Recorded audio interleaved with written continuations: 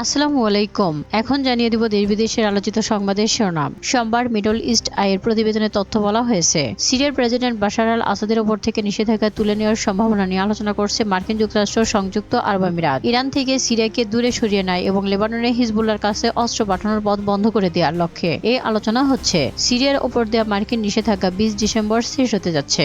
এদিকে জগন্নাথ বিশ্ববিদ্যালয়ের ঐক্য মঞ্চে থাকবে হাসনাত আবদুল্লাহ, যুবদলের রাকিব ও শিবিরের মঞ্জুর সহ 12 সংগঠনের প্রধান নেতারা। পায়ে পড়ে ঝগড়া করলে বাংলাদেশের মানুষ আর কোনোদিন ভারতমুখী হবে না, বললেন এম সাখাওয়াত হোসেন। সীমান্তে যে কোনো অপতৎপরতা রোধে বিজেপি সম্পূর্ণ প্রস্তুত। দুর্নীতির শীর্ষে পাসপোর্ট বিআরটিএ, আইন শৃঙ্খলা রক্ষাকারী বাহিনীর সংস্থা টিআইবির প্রতিবেদন। ভারতকে বুঝতে হবে এটা শেখ হাসিনার বাংলাদেশ নয়, বললেন আসিফ নজরুল। ব্রাহ্মণবাড়িয়ার দুর্ঘটনার শিকার শ্যামলী বাস নিয়ে ভারতে অপপ্রচার, বলল রিউমার স্ক্যানার। সিলেটের 2 সীমান্তে আজও আমদানি রপ্তানি বন্ধ ছিল।